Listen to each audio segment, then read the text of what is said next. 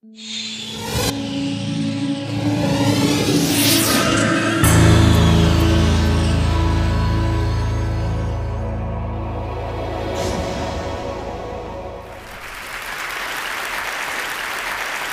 think I'll start out and just talk a little bit about what exactly autism is. Autism is a very big continuum that goes from very severe, the child remains nonverbal, all the way up to brilliant scientists and engineers. And I actually feel at home here because there's a lot of autism genetics here. You wouldn't have any... It's a continuum of traits. When does a nerd turn into, Asperger, which is just mild autism? I mean, Einstein and Mozart and Tesla would all be probably diagnosed as autistic spectrum today. And one of the things that really is going to concern me is getting these kids to be the ones that are going to invent the next energy things, that Bill Gates talked about this morning. Okay, now if you want to understand autism animals, and I want to talk to you about different ways of thinking, you have to get away from verbal language. I think in pictures. I don't think in language. Now, the thing about the autistic mind is it attends to details. Okay, this is a test where you either have to pick out the big letters or pick out the little letters, and the autistic mind picks out the little letters more quickly. And the thing is, the normal brain ignores the details. Well, if you're building a bridge, details are pretty important because it'll fall down if you ignore the details. And one of my big concerns with a lot of policy things today is things are getting too abstract. People are getting away from doing hands-on stuff. I'm really concerned that a lot of the schools have taken out the hands-on classes because art and classes like that, those were the classes where I excelled.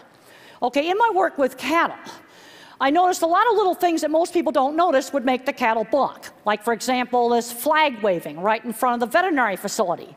This feed yard was going to tear down their whole veterinary facility. All they needed to do was move the flag. Rapid movement, contrast.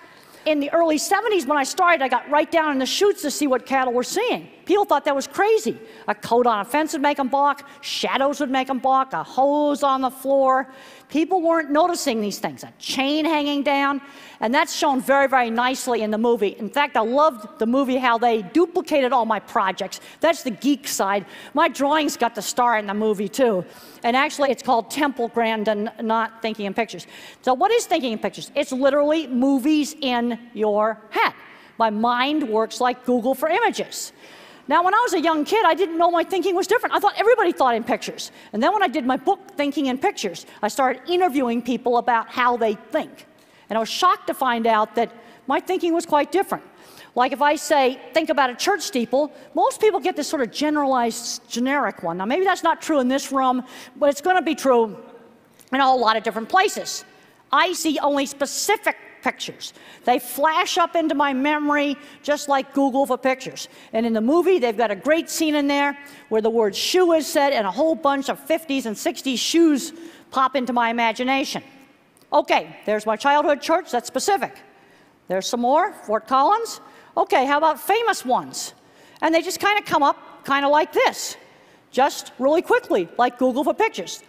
And they come up one at a time, and then I can think, well, okay, well, maybe we can have it snow, or we can have a thunderstorm. I can hold it there and turn them into videos. Now, visual thinking was a tremendous asset in my work designing cattle handling facilities. And I've worked really hard on improving how cattle are treated at the slaughter plant. I'm not going to go into any gucky slaughter slides. I've got that stuff up on YouTube if you want to look at it. But one of the things that I was able to do in my design work is I could actually test run a piece of equipment in my mind, just like a virtual reality computer system.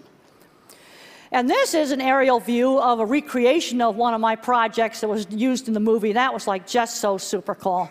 And there were a lot of kind of Asperger types and autism types working out there on the movie set, too. But one of the things that really worries me is where's the younger version of those kids going today? They're not ending up in Silicon Valley where they belong. Now, one of the things I learned very early on, because I wasn't that social, is I had to sell my work and not myself. And the way I sold livestock jobs is I showed off my drawings, I showed off pictures of things. Another thing that helped me as a little kid is, boy, in the 50s, you were taught manners. You were taught you can't pull the merchandise off the shelves in the store and throw it around. Now, when kids get to be in 3rd or 4th grade, you might see that this kid's going to be a visual thinker, drawing in perspective. Now, I want to emphasize that not every autistic kid's going to be a visual thinker. Now, I had this brain scan done several years ago, and I used to joke around about having a gigantic internet trunk line going deep into my visual cortex. This is tensor imaging, and my great big internet trunk line is twice as big as the controls. The red lines there are me, and the blue lines are the sex and age-matched control. And there I got a gigantic one, and the control over there, the blue one, has got a really small one. And some of the research now is showing that people on the spectrum actually think with primary visual cortex. Now, the thing is, the visual thinker is just one kind of mind. You see, the autistic mind tends to be a specialist mind, good at one thing, bad at something else.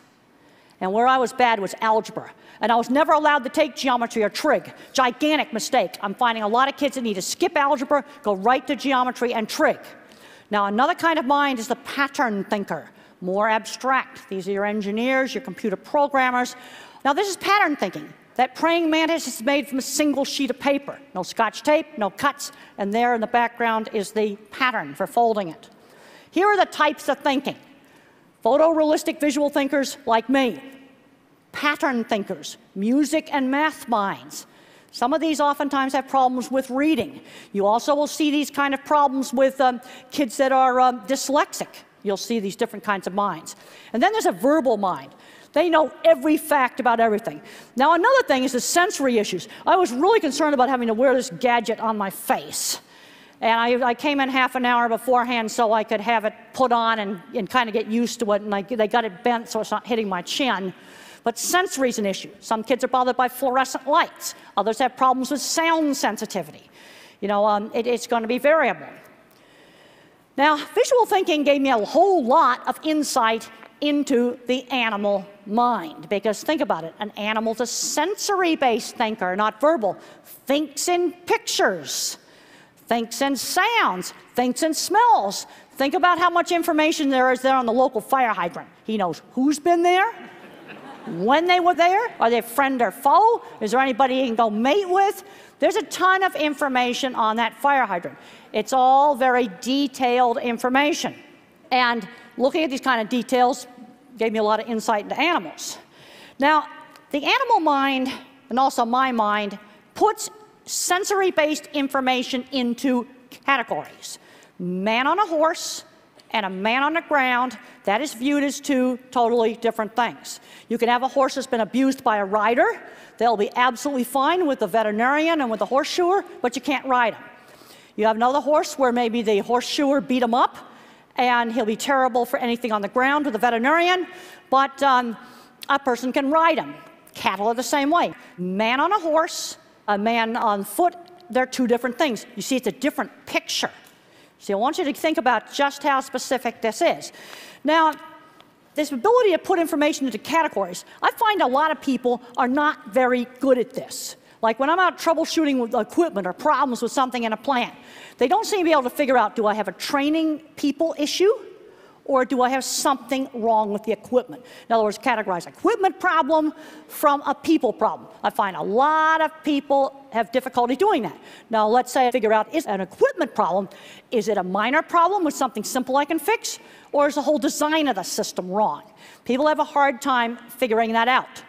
Let's just look at something like, solving problems with, making airlines safer. Yeah, I'm a million-mile flyer. I do lots and lots of flying.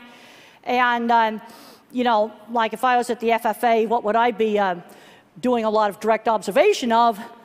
It would be their airplane tails. 5 fatal wrecks in the last 20 years. Tail either came off or steering stuff inside the tail broke in some way. It's tails, pure and simple. And when the pilots walk around the plane, guess what? They can't see that stuff inside the tail. Now as I think about that, I'm pulling up all of that, specific information. It's specific. See, my thinking's bottom up. I take all the little pieces and I put the pieces together like a puzzle. Now here's a horse that was deathly afraid of black cowboy hats. He'd been abused by somebody with a black cowboy hat. White cowboy hats, that was absolutely fine. Now, the thing is, the world is going to need all of the different kinds of minds to work together. We've got to work on developing all these different kinds of minds. And one of the things that's driving me really crazy as I travel around and I do autism meetings is I'm seeing a lot of smart, geeky, nerdy kids. And they just aren't very social. And nobody's working on developing their interest in something like science. And this brings up the whole thing of my science teacher. My science teacher is shown absolutely beautifully in the movie. I was a goofball student when I was in high school. I just didn't care at all about studying until I had Mr. Carlock's science class. He was now Dr. Carlock in the movie. And he got me challenged to figure out an optical illusion room. This brings up the whole thing of you got to show kids interesting stuff. You know, one of the things that I think maybe TED ought to do is tell all the schools about all the great lectures that are on TED. And there's all kinds of great stuff on the internet to get these kids turned on. Because I'm seeing a lot of these geeky, nerdy kids, and the teachers out in the Midwest and other parts of the country, when you get away from these tech areas, they don't know what to do with these kids. And they're not going down the right path. The thing is, you can make a mind to be more of a thinking and cognitive mind, or a mind can be wired to be more social. And what some of the research now has shown in autism is there may be extra wiring back here in the really brilliant mind, and we lose a few social circuits here. It's kind of a trade-off between thinking and social. And then you can get into the point where it's so severe, you're going to have a person that's going to be nonverbal. In the normal human mind, language covers up the visual thinking we share with animals. This is the work of Dr. Bruce Miller, and he studied Alzheimer's patients that had frontal temporal lobe dementia. And the dementia ate out the language parts of the brain, and then this artwork came out of somebody that used to install stereos in cars. Now, Van Gogh doesn't know anything about physics, but I think it's very interesting that there was some work done to show that this eddy pattern in this painting followed a statistical model of turbulence. This brings up the whole interesting idea of maybe some of this mathematical patterns is in our own head. And the Wolfram stuff, I was taking notes and I was writing down all the search words I could use, because I think that's going to go on in my autism lectures. We've got to show these kids interesting stuff. And they've taken out the auto shop class and the drafting class and the art class. I mean, art was my best subject in school. We've got to think about all these different kinds of minds, and we've got to absolutely work with these kind of minds, because we absolutely are going to need these kind of people in the future. And let's talk about jobs. Okay, my science teacher got me studying because I was a goofball that didn't want to study. But you know what? I was getting work experience. I'm seeing too many of these smart kids that haven't learned basic things, like how to be on time. I was taught that when I was 8 years old. You know, how to have table manners at Granny's Sunday party. I was taught that when I was very, very young. And when I was 13, I had a job at a dressmaker's shop selling clothes. I did internships in college. I was building things, and I also had to learn how to do assignments. You know, all I wanted to do was draw pictures of horses when I was little. Mother said, well, let's do a picture of something else. They've got to learn how to do something else. Let's say the kid's fixated on Legos. Let's get them working on building different things. The thing about the autistic mind is it tends to be fixated. Like if the kid loves race cars, let's use race cars for math. Let's figure out how long it takes a race car to go a certain distance. In other words, use that fixation in order to motivate that kid. That's one of the things we need to do. And really get fed up when the teachers, especially when you get away from this part of the country, they don't know what to do with these smart kids. It just drives me crazy. What can visual thinkers do when they grow up? They can do graphic design, all kinds of stuff with computers, photography, industrial design. The pattern thinkers, they're the ones that are going to be your mathematicians, your software engineers, your computer programmers, all of those kinds of jobs. And then you've got the word minds. They make great journalists, and they also make really, really good stage actors. Because the thing about being autistic is I had to learn social skills like being in a play. You just have to learn it. And we need to be working with these students, and this brings up mentors. You know, my science teacher was not an accredited teacher. He was a NASA space scientist. Now, some states now are getting it to where if you have a degree in biology or a degree in chemistry, you can come into the school and teach, biology or chemistry. We need to be doing that, Because what I'm observing is the good teachers for a lot of these kids are out in the community colleges. But we need to be getting some of these good teachers into the high schools. Another thing that can be very, very, very successful is there's a lot of people that may have retired from, working in the software industry. And they can teach a kid. And it doesn't matter if what they teach them is old. Because what you're doing is you're lighting the spark. You're getting that kid turned on. And you get them turned on, then you'll learn all the new stuff. Mentors are just essential. I cannot emphasize enough what my science teacher did for me. And we've got to mentor them, hire them. And if you bring them in for internships in your companies, the thing about the autism, Asperger kind of mind, you got to give them a specific task. Don't just say design new software. You got to tell them something a lot more specific. Well, we're designing software for a phone, and it has to do some specific thing, and it can only use so much memory. That's the kind of specificity you need. Well, that's the end of my talk, and I just want to thank everybody for coming. It was great to be here.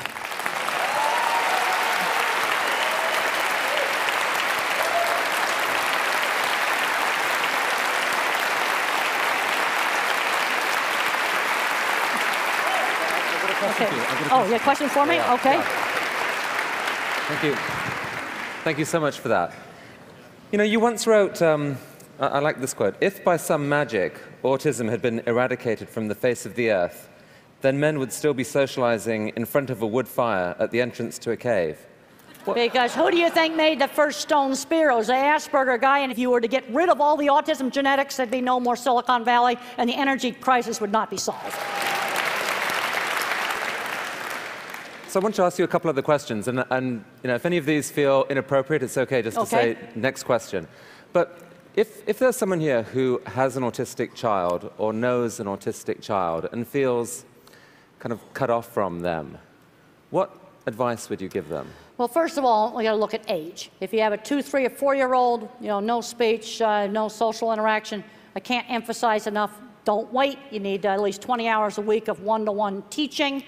The thing is, autism comes in different degrees. There's going to be about half the people on the spectrum that are not going to learn to talk, and they're not going to be working in Silicon Valley. That would not be a reasonable thing for them to do. But then you got these smart, geeky kids, the touch of autism, and that's where you've got to get them turned on with doing interesting things. I got social interaction through shared interests. I rode horses with other kids. I made model rockets with other kids. Did electronics lab, with other kids. And in the 60s, it was gluing mirrors onto a rubber membrane on speaker to make a light show. That was like, we consider that super cool. Is it unrealistic for them to hope or think that that child loves them, as some might most wish? Well, let me tell you, that child will be loyal, and if your house is burning down, they're going to get you out of it. Wow. So most people, if you ask them what are they most passionate about, they'd say things like, my kids, or my lover, or... What are you most passionate about? I'm passionate about that the things I do are going to make the world a better place. When I have a mother of an autistic child say, my kid went to college because of your book or one of your lectures, that makes me happy. The slaughter plants, I've worked with them in the 80s. They were absolutely awful. I developed a really simple scoring system for slaughter plants where you just measure outcomes. How many cattle fell down, how many cattle got poked with the prodder, how many cattle are mooing their heads off. And it's very, very simple. You directly observe a few simple things. It's worked really well. I get satisfaction out of seeing stuff that makes real change in the real world. We need a lot more of that and a lot less abstract stuff.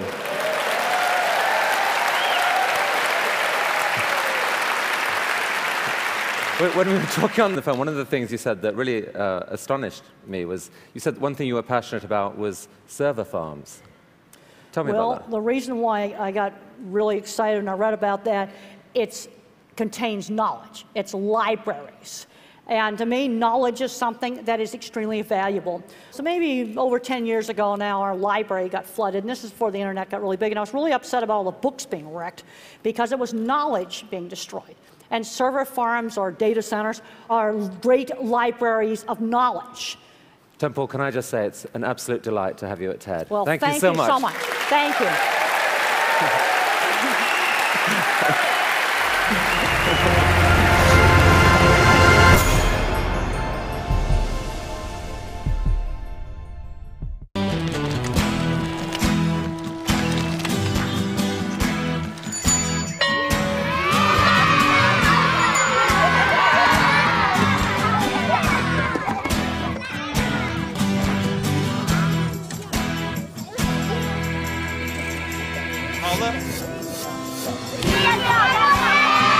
Sharing.